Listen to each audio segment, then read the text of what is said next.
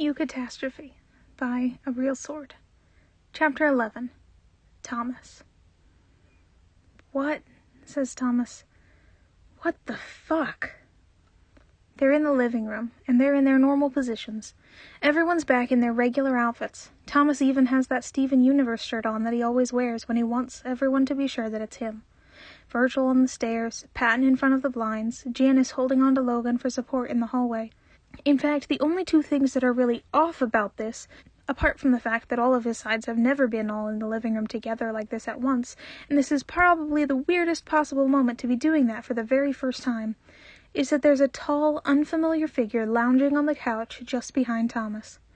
She's holding a fan covered in elaborate black and white patterns that shift mind-bendingly if he looks at them for too long, delicately wafting it back and forth.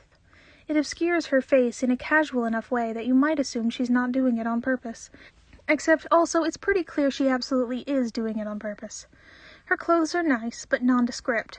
Her hair is shining and dark and drifting around lightly in the breeze, which is weird because they're inside. At least, Thomas thinks they're inside. "I mean, you said you wanted to talk," she says. "That was the gist she got from the whole tragic, heartfelt melody stunt you pulled back there, so go right ahead, talk.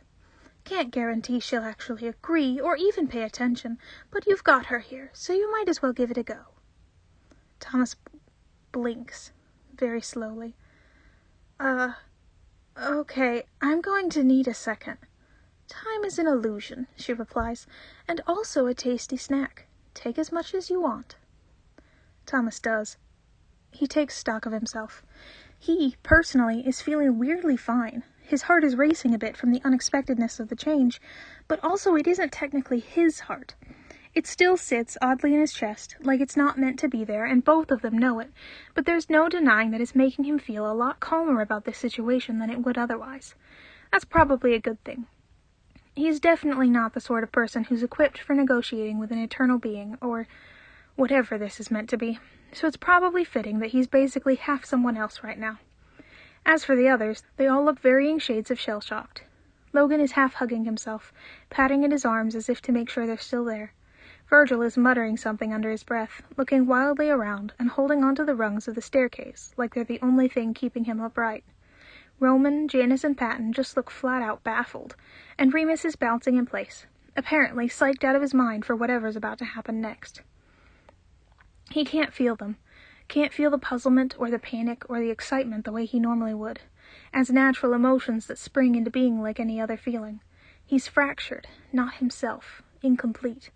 But they're all here, and they're all fine, and they're together, so they can take whatever happens next as it comes. He hopes. "Okay, let's do this." Thomas takes a very deep breath. Hello. Welcome to my living room, I guess." Her fan shifts ever so slightly, and Thomas thinks he almost sees a snatch of her lips, turned upward and inside out in something that could maybe be called a smile, but then it's thankfully obscured. "A pleasure to be here, Thomas." "Sorry, wait, what?" Roman interjects, abruptly snapping out of his confused fugue to glare at the fan-carrying woman. "Who, in the name of popular Disney animator Glen Keane, are you meant to be?" "Don't be rude," Pat exclaims reflexively. "This is obviously not, He fumbles for a second, and looks apologetically over at their visitor. Gnarly something. Okay, you know what? I am so sorry. I've only heard your name 3 times today, and I was panicking for most of that time." "It's pronounced Nyarlathotep," says the woman with the fan, with a hint of amusement in her voice. "But no, I am not she." Thomas shuffles back closer to the stairs so he can see her properly. Then a little side-to-side tilt of the fan. "Identity has no meaning in this place, and I have no name or role that you'd understand. But if you really want to put labels on who I am and what I'm doing here, I guess you could say that I'm a sort of offshoot of her, one of 1,000 faces that forms part of an indescribable, incomprehensible identity, a single facet of an overwhelming whole, a fraction of an eternity that's small enough for all of you to comprehend. But then again, I'm sure you'd all understand, quite a lot better than most beings of your level of complexity." "I don't," Thomas starts, but looks over at a little familiar gasp of comprehension from his left. "Oh," says Logan. "Oh, you're like us." "Well, not exactly," replies the woman with the fan. "I am so much more unimaginably complex than any of you, or even Thomas, could ever hope to be. But it's close enough of a comparison to work. Yes, I'm like you." "Good to know," says Virgil shortly. His fingers are still wrapped tightly around the stair rails, knuckles bone white. "But just to be clear, when we're talking to you, we are also talking to the incomprehensible being with a billion eyes that's about to chow down on everything in existence?" She nods. "That would be her, yes." "Cool. Have you considered, not doing that?" Her fingers curl around the edge of the fan, curving it around her face elegantly as she giggles heartily. It quickly transitions into full-on roars of uncontrollable laughter. She rolls sideways on the couch, facing the cushions as she convulses in cackles that are starting to sound more and more like twisted, rasping choking, as everyone stares at her in shared bemusement. "Oh, if you think that's—" She crows something guttural and throaty, and then sits up, tucking two extraordinarily long legs behind her. "My apologies. How undignified of me. You don't have the perspective, I suppose. None of you do. Can't be helped. No, the thought hadn't crossed her mind. Any of them. Certainly not mine. You want your reality to remain intact and stable?" "That would be nice," hedges Patton nervously. "Then you'll have to do a bit better than simply asking politely," she replies, "because that's going to get you nowhere." "All right, but," Logan frowns, "we, understandably, have quite a few objections to the fact that you seem to be intent on devouring all of reality in a single bite as soon as this meeting ends, and I do believe that most other creatures existing in the multiverse feel the same way." "Mm-hmm," says the woman with the fan. "That was the impression I had been getting, yes. And that does seem fair and reasonable when it's all considered from your rather limited perspective." "And what is your perspective?" Logan demands, clearly frustrated, a frustration that's heartily mirrored on everyone else's faces. "If we are so very insignificant and so inconsequential to you and you, then why is a simple request not to touch us so challenging? It's not as if consuming us would give you any real sustenance. We are quite literally asking for the bare minimum here. Why are you doing this?" "Apart from the fact that she has no wish or desire to do anything you ask for." The woman with the fan gives the impression of blinking at them, despite visibly doing no such thing. "Well, let me put it like this.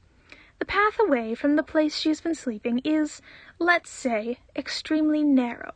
Of course, it's far more complicated than that, existing on many, many higher dimensions, but for the sake of simplicity, narrow path. Narrow enough that she has to just about place one foot in front of the other to traverse it, squeezing through sideways. With me so far?" A chorus of reluctant nods. "You and everything you know, as well as a great deal of things you don't, you're a cobblestone on that path. A single, unremarkable cobblestone, without a thing to distinguish you from any other. What you're asking is for her to look out for that cobblestone in particular, and to avoid stepping on it at all costs. Despite the fact that she couldn't care less about a single cobblestone, despite the fact that avoiding it on this narrow, narrow path, or even seeing it, is nearly impossible. Despite the fact that it doesn't matter to anyone at all if she does happen to step on it." She spreads her hands. "Do you understand now? A matter of polite asking just isn't enough. You'll need to be extremely convincing to change the course of something that essentially amounts to pure entropy in motion." "Well, if asking politely isn't going to work, is there some other way we can convince you?" Roman asks. "One side to another?" "Probably not, but I think it would be fun if you gave it a go," the woman with the fan offers. "As I said, time is more or less infinite and everlasting in this place, so really you have until I get bored with listening to you. You're doing fine so far, incidentally. Keep it up." There's a moment where nobody seems to breathe at all, except Thomas, who is suddenly acutely aware of his own breathing. "You want us to try to convince you not to destroy everything?" "I assumed that was what you were here for in the first place," she says. "And I'm here, extending an offer to listen, at the very least. So, the floor is all yours." Another moment of silence. "Well, I'm game," says Remus, startling Thomas, because he hadn't thought Remus was paying attention. He hadn't even thought that Remus cared beyond the entertainment value of all this. But then again, he can't imagine that there's a part of him that wouldn't care about all of reality being destroyed. We have nothing left to lose, is Logan's opinion. We can be extremely convincing when we want to be, Janice adds. Very slowly, he lifts his head and straightens his back. Now he's standing at his full height, and there's a degree of determined confidence there that is honestly inspired. One final appeal? Let's do this, Roman says, clasping his hands together briskly, and almost instantly the very distinct sound of an instrumental musical track springing up around them from absolutely nowhere begins to occur in their immediate vicinity. It's upbeat and catchy, with a heavily swung beat and a bass line that, quite frankly, slaps harder than anything Thomas has heard in months. You've got to be kidding me, groans Logan over the sound of rising strings. There is no way we're doing a musical number. Not here. Not now. Not like this. But there's something oddly right about the idea of this being set to music, to Thomas's mind. As if there's no other way this could have conceivably gone. And, after all, they've already proven that this being likes music. If there's anything she's going to want to listen to, it's going to be this. Without even so much as pausing to think about it, he steps forward to take up the center of the room, and begins to sing. Well, I must say it's been quite a day to bargain for existence. We'll need great skill, so tell me, will we be met with resistance? The woman adjusts her fan, leans forward, and replies in kind. No resistance will occur. These circumstances won't recur. This is as strange for me as it is for you. Godly debates unprecedented. Now this world is represented by you. There's no rules. What will you do? She has a surprisingly clear, sweet voice, all things considered. Alto, if Thomas has to guess, with strange, silvery overtones that don't really fit any human vocal categorizations. He rests a hand lightly on his chest, trying to feel a difference there, and then presses on. I'm feeling stressed, not at my best. My heart's not where it should be. My sides, therefore, will take the floor. They'll take this task on for me. The fan-carrying woman waves a hand in acknowledgement.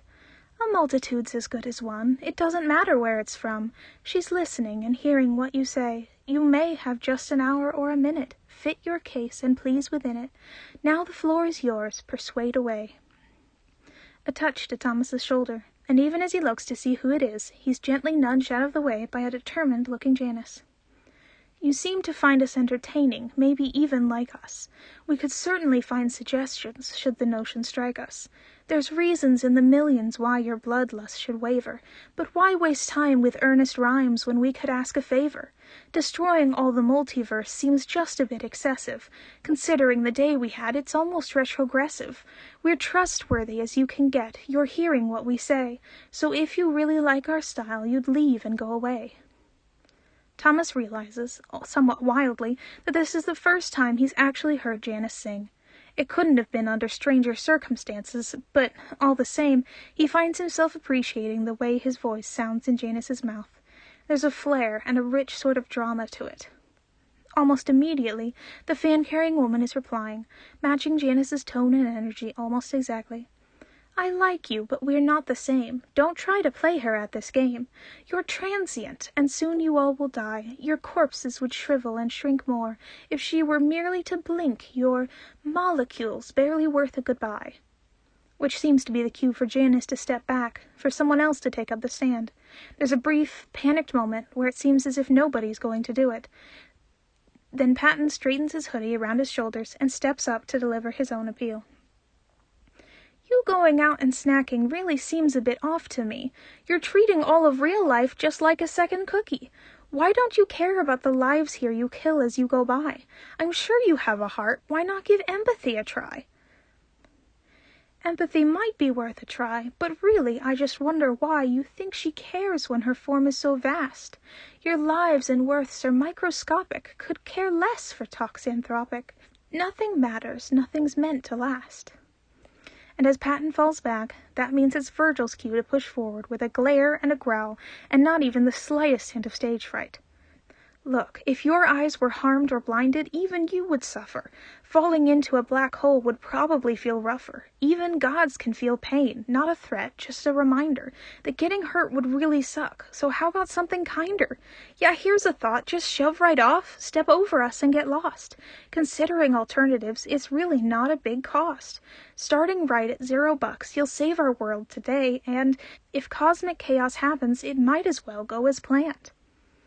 It's difficult enough to take a step over this world without preparatory measures, mindfulness galore, but since she couldn't care even less, what's the point not being careless? Nothing hurts her, and it's such a chore. As Roman rolls up his sleeves and takes Virgil's place, Thomas notices that the disembodied instrumentals are speeding up. Almost imperceptibly at first, but it's definitely happening. It seems to be accelerating them in direct parallel to the desperation that he, and presumably all of them, are feeling, which is fun. And Roman's take. You're vaster than a titan's back pain, and we can't decipher your rhyme or reasons, so I fear it's time to pay the piper.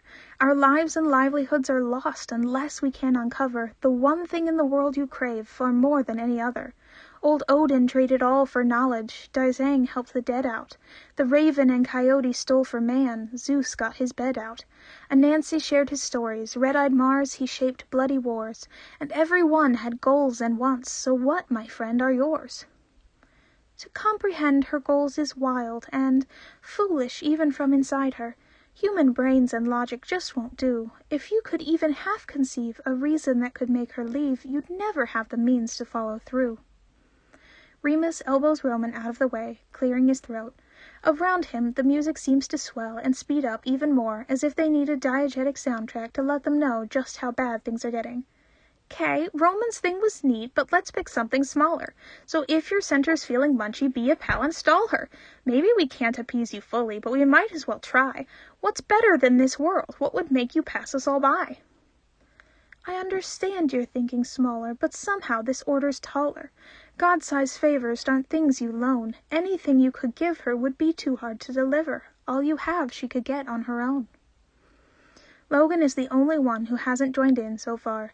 Thomas is genuinely apprehensive that he won't for a moment, but he's going to have to be the one to step in and provide a solution that he can't think of. But he shouldn't have worried. Logan's already adjusting his glasses and stepping up to take center stage in the middle of the room, and when he delivers his verse, it's with a half-spoken, half-sung cadence that bubbles like a running stream. The fact is that the multiverse is a non-renewing resource. You've made clear that you're not here for more than a light pre-main course, but if we could provide you with something that gives provision, much more nutrition from one source, more than you could envision, it follows only logically that you would take this replacement, and hopefully this clarity will hasten your effacement. What I have presented here is only a brief overview, so if we're all quite finished singing, may I talk this through?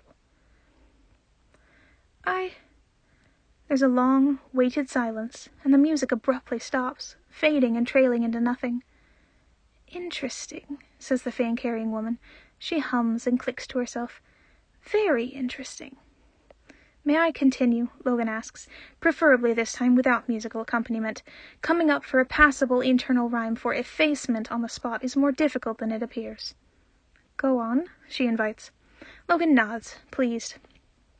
"I will be honest, there isn't all that much we can offer you, but it seems to me that there is at least one thing you find sustaining, or at least mildly entertaining enough to stop your, reign of terror is the term, I believe, for," he glances around at everyone else, appealing, "what will last as long as the multiverse does, and hopefully provide enough sustenance that it's worth it to leave us alone."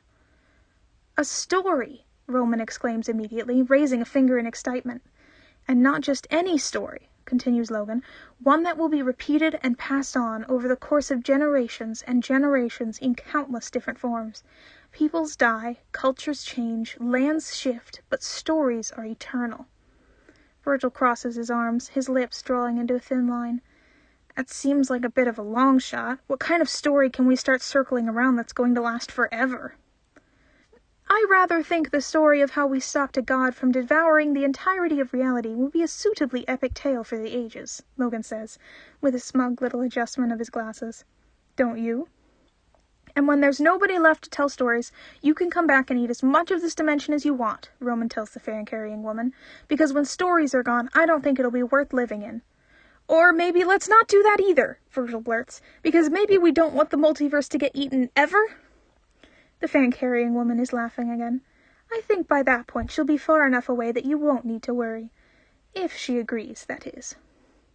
Well, does she agree? Thomas asks, fingers knitting together anxiously behind his back. Can you check? Just a tick, says the woman, and with a flourish of her fan, she's gone. Abruptly, without any noise or light or fanfare. Thomas doesn't have time to think about this properly or talk with the others, because about at the moment that he processes it, there's something else sitting in her place. It's skinless and squat, with what seems to be bright, overwhelming moonlight shining out from where its face should be. She agrees, it says, without mouth or tongue, without noise and without sound. Oh, Patton hesitates, looking a bit sick. You must be another one of her sides. She agrees, it repeats, oozing faintly. But there is one condition. This story of yours must end up being a tragedy. Glances are exchanged. Long, meaningful glances. It's probably because none of them want to look at this new visitor of theirs for very long at all. That does make sense, Remus points out after a moment. Tragedies last for longer, you know. Roman's lips twist downwards. I don't like tragedies, he mutters. They just always seem so bleak. What's the point in reading a story if it's just going to spiral down into pointless, pathetic, pitying pathos? The thing is, says Janice slowly, and then stops, and then says, the thing is, it's somewhat of a paradox, isn't it? Thomas nods as he realizes what Janice already has. If you agree to this, we win, and that means there's a happy ending. The only way that this entire thing's going to end up being a tragedy is... He trails off. If you kill us all, concludes Virgil. Or, adds Remus, or... if someone plot important dies. A sacrifice is required, it says. It swivels, the shining light of its face casting bright shadows over each of them in turn. It seems to dismiss all of them, one by one, and then it looks at Thomas. The brightness sharpens. It doesn't say anything, as such, but Thomas thinks, oh no, because he's just realized he's the only real one here. And when it comes to sacrifices, real people tend to be preferable over the other, more imaginary sort of people. Virgil lets out a sound that's quite frankly deranged, and staggers to his feet with an angry, stilted lurch. He shoves past Thomas, pushing him back in the direction of the stairs. Get away from him! The skinless, squirming thing turns slowly, and its luminous, non-existent face somehow manages to reflect complete bewilderment in the split second before Virgil's fist connects solidly with it, and the whole creature just straight up explodes, shattering like delicately spun glass that showers around them, coating the couch in a fine mist. Thomas lets out a yell that's half terrified shock and half something that might actually be startled enthusiasm. He's not alone. Literally everyone else has let out some form of screech or scream, and most of them are now all staring with varying amounts of shock and confusion. Oh God, what have I done? Virgil roars, now in full nightmare meltdown voice mode. He clutches at the offending fist. I fucked up. I killed one of that thing's sides, and now the entire multiverse is going to collapse because of me. As a matter of fact, that was actually really quite entertaining, remarks a new voice. There is a new creature in the room, about as tall as the fan-carrying woman, but with an indistinct green-tinged form that clicks and whirs like she's made up of a million invisible gears. There are a very small number of us who appreciate that one's presence. It will reform, but I suspect it may take a while. No, your actions here have gained you the... what's the phrase? Well, you have my seal of approval, at the very least. Virgil's gaze flits over the new arrival as he pants with exertion and quite a bit of adrenaline that Thomas has never before been more glad that he's not feeling. He surveys the clockwork being wildly, and seems to come to the abrupt conclusion that she's less of a danger than the flesh thing had been, and stumbles back to Thomas's side. His wariness, however, does not let up for an instant. Approval. Great. Whatever. You're not going to kill Thomas, though. I won't let you. If the clockwork being had a face that wasn't gears, she would maybe be smiling. You think you could stop us? She doesn't wait for an answer. It's just as well that we have a more apt sacrifice in mind. They don't have time to ask what she's talking about, because almost instantly Thomas Linus Alexander is there, whirling around with an expression of terrified confusion on his face. His hand leaps to the sword at his side, but it's an inexperienced, uncoordinated motion. Of course it is. Thomas is the one with the swordsman's heart right now. What in the world? Not in the world, Remus corrects. Actually, I'm pretty sure we're all out of it right now. Out of the world or out of our minds or something else entirely. Feel free to take your pick. You missed the musical number, said Roman. Welcome to the aftermath. I think I missed a lot more than just a musical number, Thomas says. He gestures at the room, the television, the light fixtures, and the clockwork being, in no particular order. What is this? Where am I? Who is... They explain the situation to Thomas as best as they can. The clockwork being ticks and whistles and buzzes softly as she stands in the center of the room all the while, not saying a word and not moving a muscle, or whatever the clockwork equivalent of muscles are. She just watches, waiting. To be clear, says Thomas, when they're all done with a chaotic little speed recap, I need to die in order for all of reality to continue existing. Well, hedges Patton, looking extremely guilty. Yes, says Janice, without the slightest hint of an apology. Or, at the very least, that's what we've been led to believe, Logan chimes in. Thomas nods, and, after looking around for a moment, sinks down onto the couch. It's a strange sight, having a man in armor and a worn-looking cloak sitting in the middle of Thomas's living room, deep in thought as he stares up at the NBC Elementary posters hanging opposite him, just in front of the staircase. It's somehow a lot more jarring than the clockwork being, or the flesh thing, or the fan woman, maybe because they had all seemed to warp reality in order to make them fit seamlessly into the setting. And it's definitely more jarring than having Roman or Remus there. Probably because the clothes he's wearing aren't a costume, and they're a lot more historically accurate in every way. I always intended to die at the conclusion of all of this, he says eventually, and I don't see how this death is any more or less pointless than the one I originally intended to suffer. So you agree to our terms? The clockwork being asks. Yes, I agree, Thomas replies, raising his chin to meet her gaze. Then so be it, says the clockwork being, and raises a hand. We will let the death be of your choosing, but make it quick. We don't have all that long left, and we grow impatient. And in a flash, they're standing back where they were, holding on to each other in a loose line in an unimaginable hellscape.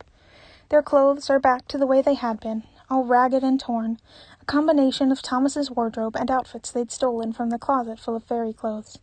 Octavian is looking around, expression dazed and startled.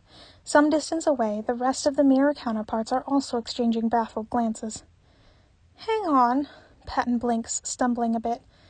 That actually worked? Around them, everything is coming back to life. The gray retreats, washing out like a wave, and color comes creeping in, blooming across their skin and the ground and the sky in sweet bursts of radiance that flow and feel like liquid sunlight. The shadowed creatures that have been prowling and screaming and writhing unendingly all unravel and unwarp themselves, revealing humans and animals alike, all quite unconscious but ultimately none the worse for wear. The river takes form, and so does the forest, and the impossibly large eyes on the ground and in the sky and all around them blink shut, sealing over until there's just one remaining, regarding them with searing intensity. Nyarlathotep's warped, all-encompassing song continues, but there's something sweeter to it now, and a definite sort of rhythm, like it's taken Octavian's music into account, taken notes from it, and modified it accordingly. It almost feels like something you might be able to dance to. Actually. Thomas is rising to his feet and offering a hand to the Earl King. Before Thomas can really understand how or why, he sees that they're dancing, swaying back and forth, talking softly to each other, exchanging sad smiles. And then everyone starts pairing off, human and fairy and side alike, reaching out for one another's hands, pulling each other to their feet, beginning to move to the rhythm of it all. It's not exactly like a trance, it's just a feeling of rightness, like it's the thing that they're meant to be doing, like it's the only thing they could ever be doing now that everything's arrived at this point. Roman and the two-faced king, Logan and Patton, Bee and Octavian the fairy, and then they're all dancing. Thomas looks around and sees that he and Virgil are the last, the only ones not moving in a small vortex of people in beautiful, elegant motion. "Well," he says, "looks like all the cool kids are doing it, so—" "I have no idea what's going on," replies Virgil, but takes Thomas's hand anyway, and then they're face to face. Thomas wraps his arm around Virgil's back. Virgil clasps his hand tight. On his face, Thomas can see every faint freckle he didn't even know he had, every smudge of excess eyeshadow Virgil hadn't quite managed to scrub off. He knows he's just as disheveled, just as exhausted. They're not quite synced up again, not yet, but he can feel a distant thrum of, yes, anxiety, returning to him, as though through a long, long tunnel. He thrills and delights in it. Virgil hates dancing. Thomas knows this intimately. Virgil is the literal reason Thomas doesn't dance. But he doesn't voice even the slightest word of complaint as they twirl absently, pointlessly, swaying in time to a song that's too ancient to be named or described. "I'm sorry," Virgil tells him. Thomas frowns, baffled. "You're apologizing?" "Well, I failed you. Like 500,000 times." "Name one." "I could go on for hours, literal hours. I can't stress this enough. I have an entire list. I've been building it up in my head all this time. Letting go of you in the forest that first time, letting you get anywhere near the Earl King, not going after you the moment I saw you in the river, not doing enough to—" He makes an aborted little motion with his free hand. "Not doing enough." "Virg." Thomas laughs and curls his hand around Virgil's back tighter, closer. "Virgil, we just saved the multiverse, and you think you messed up by not being fast enough to stop me when I was possessed by a fairy curse thing? Priorities, man!" Virgil ducks his head angrily, glaring away at some point past Thomas's head. "Yeah, well, literal embodiment of anxiety here. Hi. You nearly died today. You nearly died in a continuous stream of nearly dying. If anything ever counted as me not doing my job." "Well, you punched a god for me," points out Thomas. "So even if I did blame you for any of that other stuff, which, quick point of order, I absolutely do not, I'd say that makes up for, literally anything you've ever done, ever." "I did, didn't I?" breathes Virgil, sounding a bit stunned at himself. "Absolutely you did. Best anxiety ever." Thomas leans forwards, grinning, and kisses Virgil's forehead. "Don't you forget it, and don't let anyone tell you otherwise." Virgil grins tentatively back. It's a small little thing, but it's radiant. "Love you," says Thomas. Virgil rolls his eyes. Ugh, he huffs, but squeezes Thomas's hand just that little bit tighter the moment before something in the music changes, and somebody else catches at his hand, and he's swept away. A new partner coming to take his place in front of Thomas. Patton grabs his hands, both his hands, and now they're moving on the offbeats, bright and enthusiastic. "We're alive!" he exclaims, glasses crooked and eyes bright. "We are!" Thomas beams. The faint, distant echo of his own joy thrums in his own chest, getting closer. "You're a genius, Pat! Look at this! You did all of this! It was your idea! You saved everything!" "Oh, gosh, don't give me all of the credit, kiddo. We all chipped in," Patton says. "And since it was all of us together, technically it was your idea. You saved the world. Always knew you would one day." "Roman's gonna be so happy," Thomas hums, and then he feels his own happiness dim just a shade or two, and bittersweet melancholy settles over him like a shroud. "But I mean, it's not all sunshine and rainbows. Thomas is still going to—" He trails off. Neither of them speak for a moment. Well, he did say he was okay with it." "I know, and I think he actually wanted to die all along, so maybe he's getting what he wanted?" Patton's face shines with indecision. "But is that the right thing to do, even so?" Thomas swings in closer to Patton, holding his hands tighter. "Geez, I really don't know. But I think it's kind of the only thing to do. And it means that literally everyone else in existence can keep on living, so I think we've just got to go with it." "I don't want him to die," Patton mutters after a second. "I know he hurt us, but I think he's a really nice person. A good person. He was just trying to help everyone, and He went about it in the wrong way, he and the Earl King. But that doesn't make them bad people, just misguided people. And you know a thing or two about that, Thomas says. Mm-hmm, agrees Patton, the hum echoing through both of their bodies. It's warm and soft and more than a little sad. Well, I think it's kind of out of your hands at this point, but I'm glad you care, Thomas says, leaning into the feeling. I don't know what I'd do if you didn't. Another squeeze of the hands, and Patton is leaving, with Remus swinging into his place somewhat wildly, knocking Thomas off balance for a second or two. He pinwheels wildly, trying not to fall over, but then Remus grabs him by the waist, dipping him low, and Thomas grabs his hand, and now they've found a rhythm and they're moving to the beat of it. It's loose and free, and Remus is practically flinging him back and forth with his enthusiasm. The amount of energy is astounding.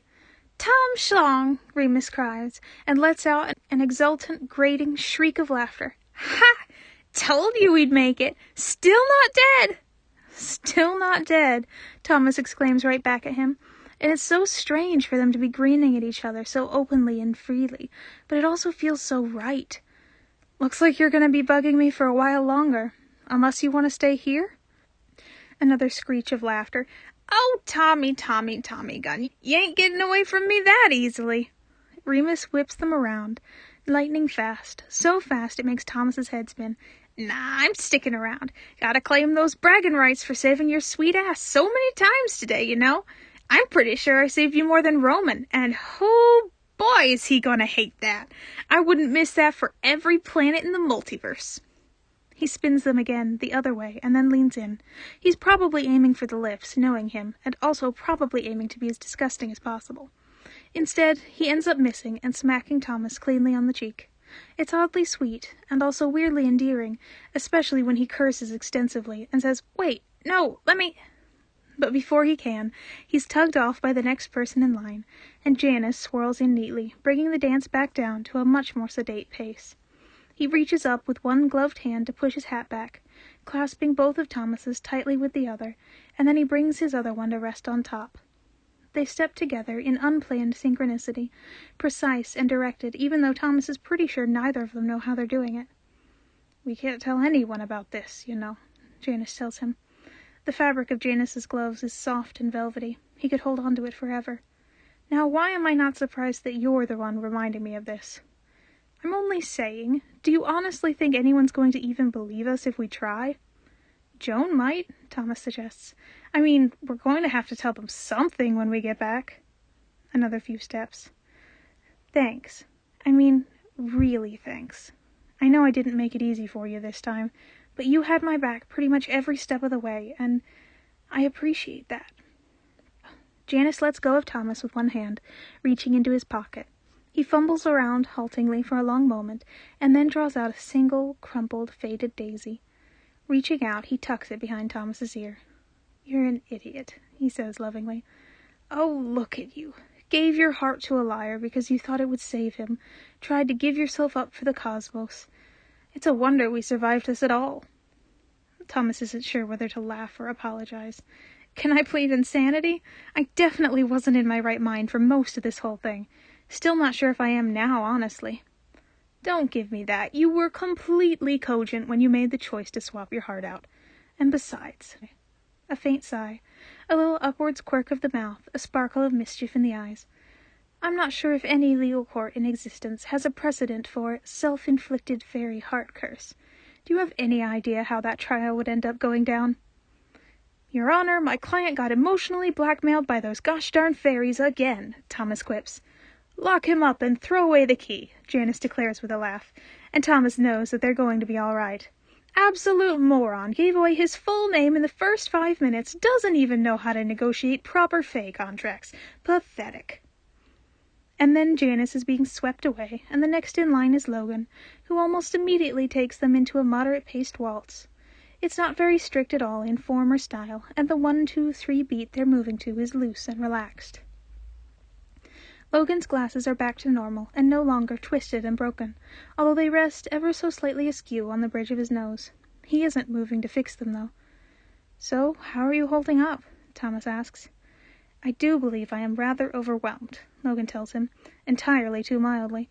Nearly every intrinsic truth I believe to be unshakably correct about the world has been shattered irretrievably over the course of the last few days, and, what's more, it turns out that Roman and Remus, of all people, had been far more correct than I about quite a lot of things. He shakes his head. I mean, what do I even do with that? Ouch, says Thomas, wincing. Well, look at it this way. At least you know the truth now, right? I do, but it's a figurative Cassandra curse, because I am also stunningly aware that nobody will ever believe us about any of this. Janice did say something about that, yeah. Thomas raises his hand from Logan's back, who shifts to accommodate him, and now Thomas is leading the dance. But I think we can maybe worry about that later. Of course, says Logan, sighing. It's not over yet. I need to get you guys back in place for one thing. It's just not the same in my head without you. And Thomas Alexander needs to go. Logan, surprisingly, looks just as unhappy as Patton had been about this. I suppose it was too much to hope for that we end up with a completely perfect resolution.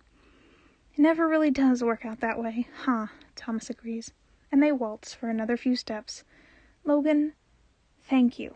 You did the best you could have possibly done. You did my best, even when I wasn't there to do it for myself. You, he says, and says it very slowly so Logan can process every word individually, are the absolute coolest. I am the coolest, agrees Logan, looking extremely pleased, and then leans forward to bump his forehead gently against Thomas's. And I have you to thank for that. We have reached our mutual maximum cool equilibrium on this graph of optimal chill. We are both the coolest, Thomas says, closes his eyes. But you're slightly more cool. Logan steps back, keeping a firm grasp on Thomas's fingers until the very last moment, and then someone else whirls him away, and Roman is there. He takes Thomas by the hand and slips another onto his waist, and then they're off. As smooth as Logan, but so much faster. And how are you feeling about the sudden, favorable turn of events? Thomas says, already breathless. Wait, I can probably guess. You're feeling invigorated, indomitable, and absolutely incandescent with joy, Roman proclaims with a twirl that makes Thomas yelp and grab onto him just that bit tighter to prevent himself from falling over. I never doubted for a moment we'd do it, but the skill in which we pulled it off. Maybe there's more to be said between them, but neither of them feel much like doing it. Instead, they just grin at each other and dance, wild and carefree, on and on until it's time for them to swap again.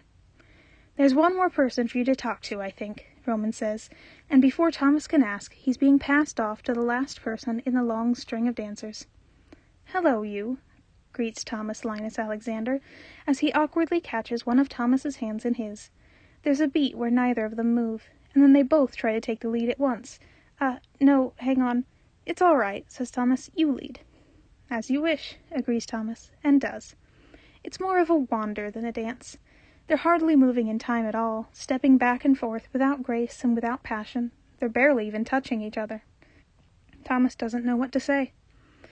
I'm glad it was you, remarks Thomas after a moment.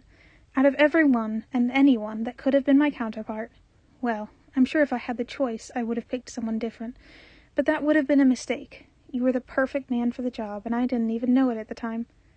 Thanks, replies Thomas. I think. He hesitates. I was about to say I'm glad that you're my counterpart, because it's the nice thing to say, but I think that would have been a lie. I mean, it's great and all that you're about to sacrifice yourself for the universe, but I did some pretty questionable things, yes. Thomas's smile is genuine enough, but more than a bit sad around the edges. I understand. I don't. I barely understand. I got the highlights from that whole flashback thing your boyfriend did, but that doesn't really give me the full picture. It doesn't tell me what you were thinking, what you were feeling, how much you love him. None of the important things. Thomas sighs, and then smiles back. He can feel the sadness creeping in at the corners, mirroring Thomas's. I don't need to forgive you for any of it, you know. And I don't expect you to. I'm glad. But I do anyway. They pace back and forth a few more steps. It's almost rhythmic.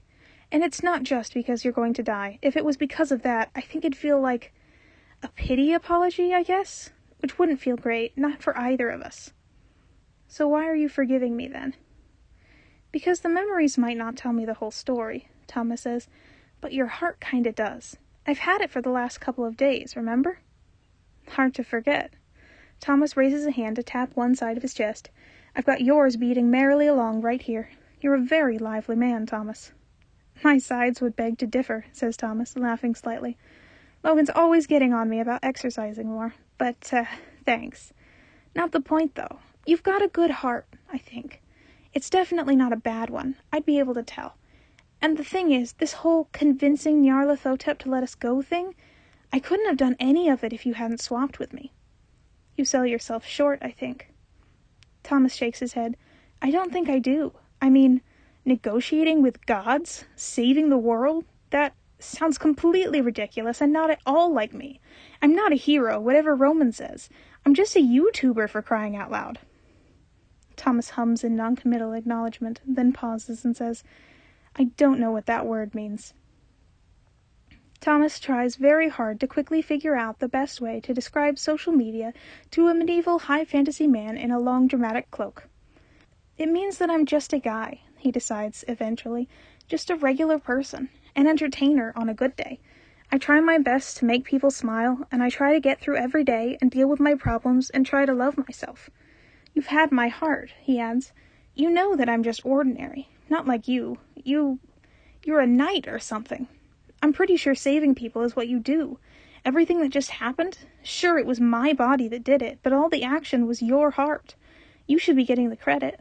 It's only fair that you get the credit. What? Why are you smiling at me like that? Because he's got this gentle, fond smile on his face, bright brown eyes sparkling out from behind the messy fringe of his ginger hair. Oh, come now, Thomas. It's not the heart that matters. It's what you do with it. He reaches out, taps gently at Thomas's chest. It fits well in there. I'd let you keep it if I could. You're doing a much better job with it than I ever did. Thomas is weirdly touched by this, but he's not entirely sure why it's hitting him with enough force to make him tear up a bit. But I can't keep it.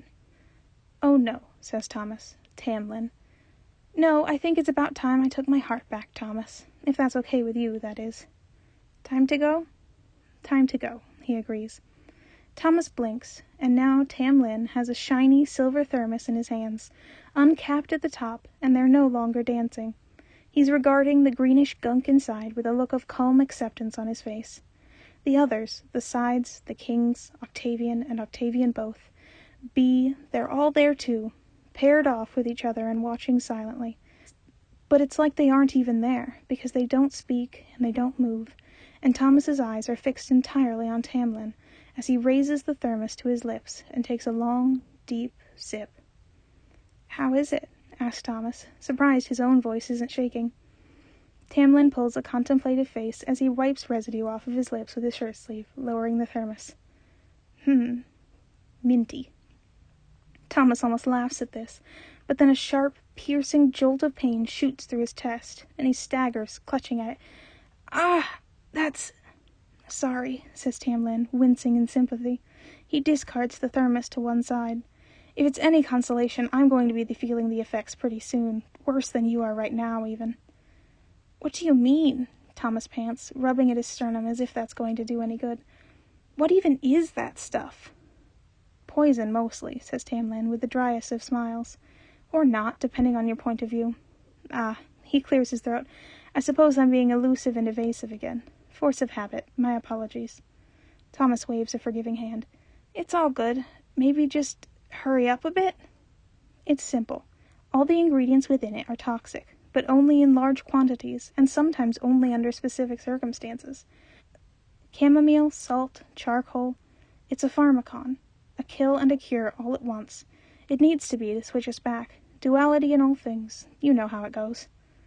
One of us dies, the other one lives, Thomas surmises. Exactly. Enough poison to kill a horse, enough curative properties to keep that same horse living to an old, ripe age. Ingenious concoction. Do remember to thank Idnidir for me. Thomas nods. I think I get it. Thanks. He clumsily gets to his feet, straightening to his full height as best as he can, and accepts Tamlin's proffered hand. Okay, he says. Okay, let's do this. One last dance. And that's exactly what they do. They dance. Tamlin is just about holding Thomas upright as they start it. But despite that, it's no longer stilted and graceless. It's not Patton's loose jive, or Remus's wild swing, or Logan's gentle waltz. It's something simpler, but with a beautiful elegance to it all the same.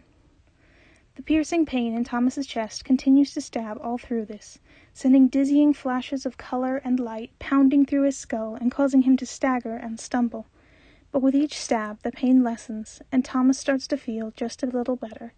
And with each stab, Tamlin's face pales, and he starts to look just a little worse. Thomas looks out, looks all around them, and sees Tamlin doing the same, and they both see something rather remarkable.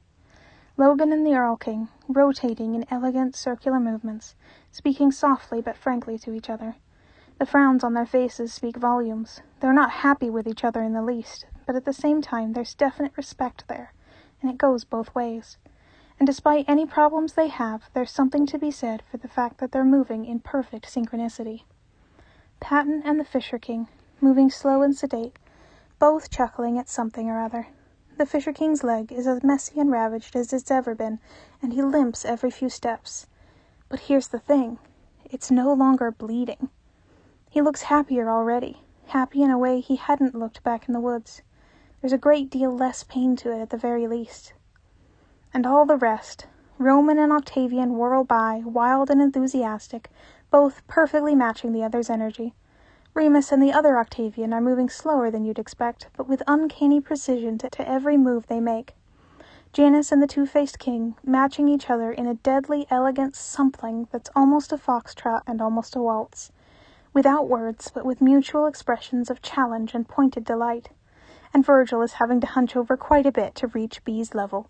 They move with cautious mutual understanding, B tugging Virgil along and leading him from one point to the next.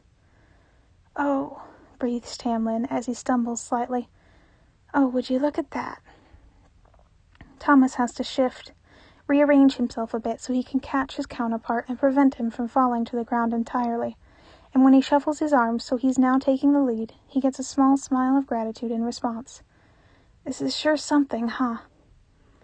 I haven't been afraid of dying for a while now, but there was one thing that scared me quite a bit about leaving so soon," says Tamlin, as his strength starts to visibly drain from him, although his eyes remain radiantly bright.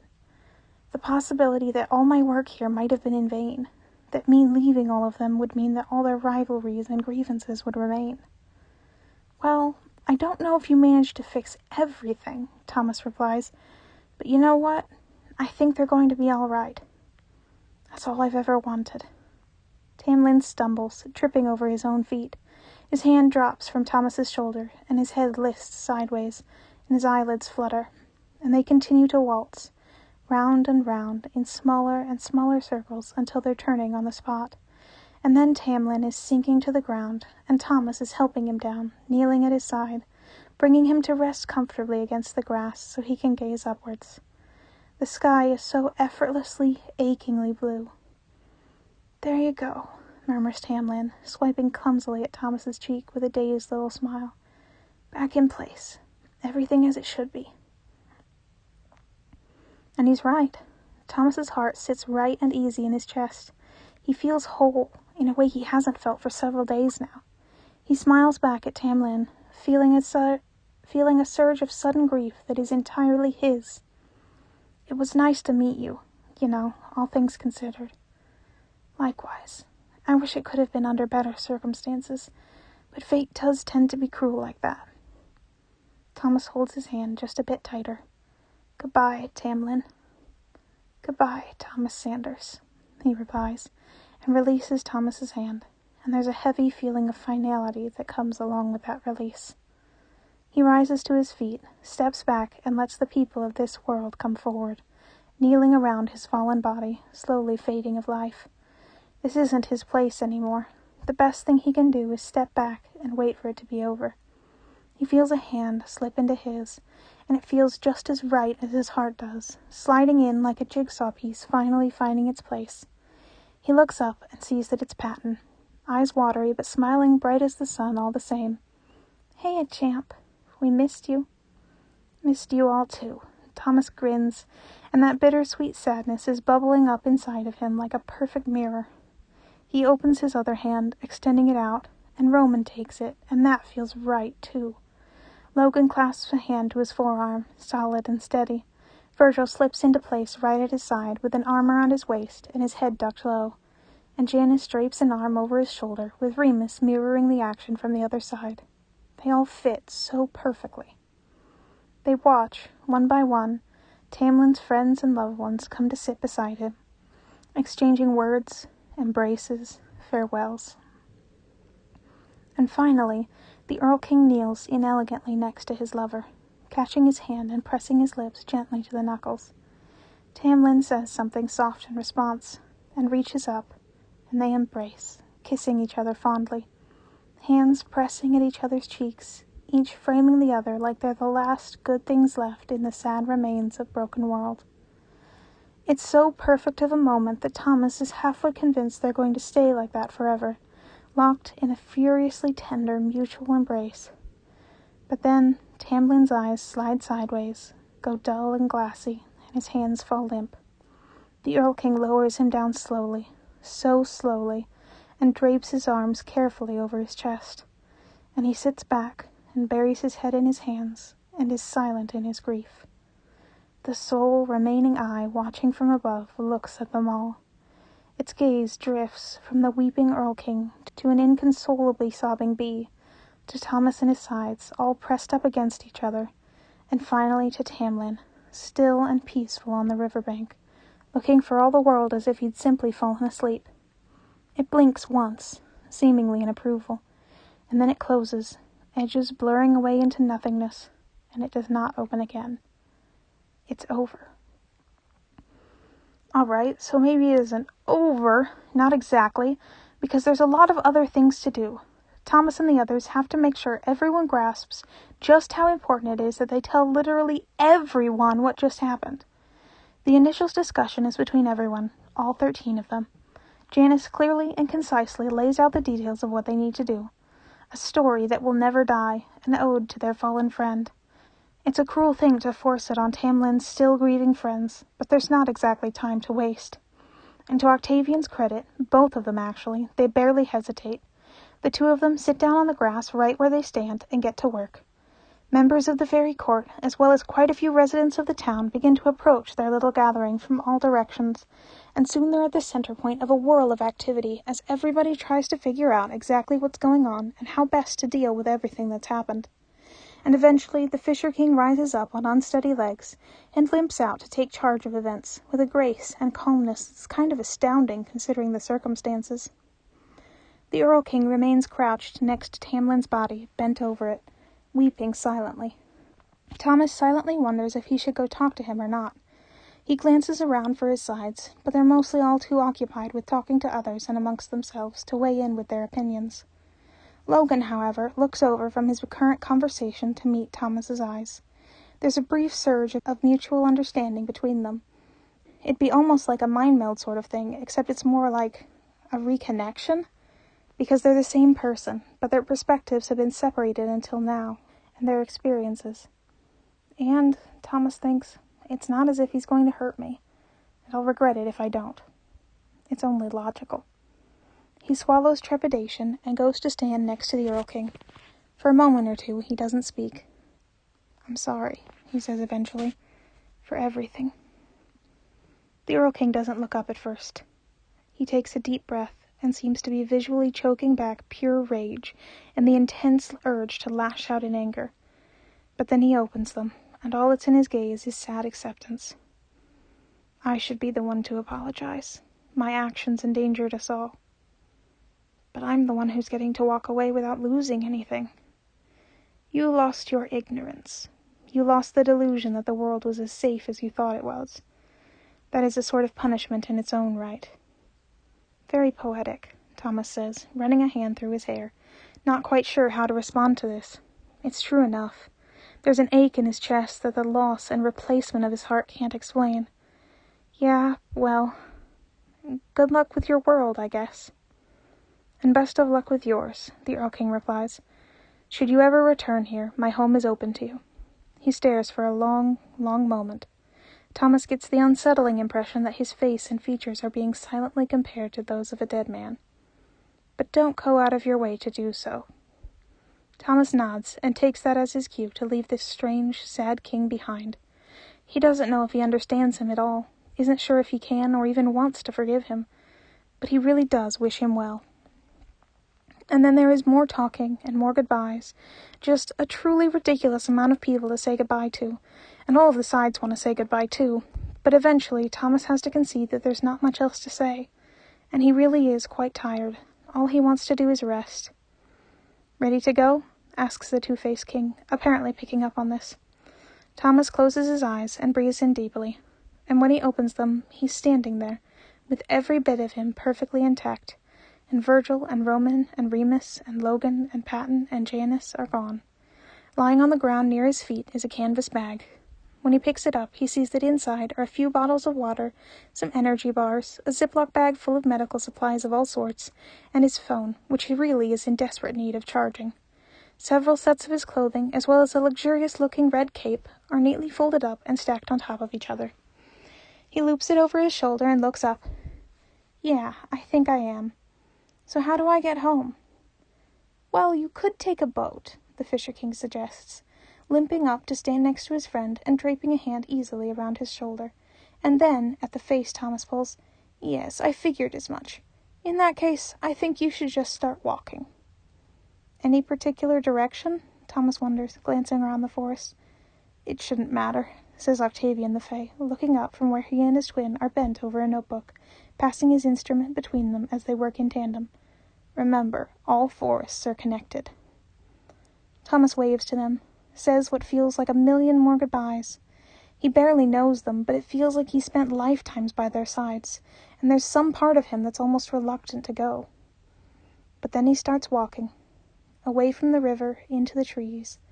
Everything blurs into green and gray and brown, and the breeze is light and refreshing on his face. The shadows cut cool patterns across his skin. The infrequent patches of sunlight are lush and warm. He hears the rushing of the river, the chatter of unfamiliar birds far above him, and he blinks, and suddenly he's walking among the trees, but none are there. It's a blatant contradiction that gives him a horrible headache, but it probably means he's on the right path. And it doesn't last for long, thankfully. His skin prickles, and then he's stepping out of the tree line and sees houses. He hears the distant sound of car horns honking and familiar bird calls.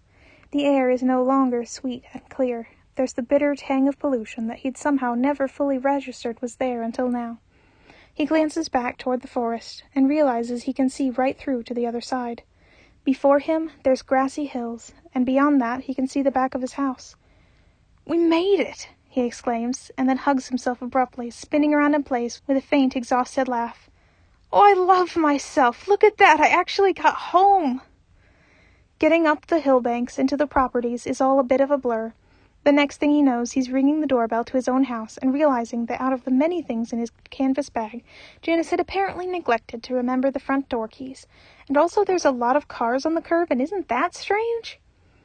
He hears footsteps from within and the rattle of the door unlocking, and then a voice saying, "Shit, okay, thanks for coming. I wasn't sure if I should have called, but he's been gone for, and I figured..."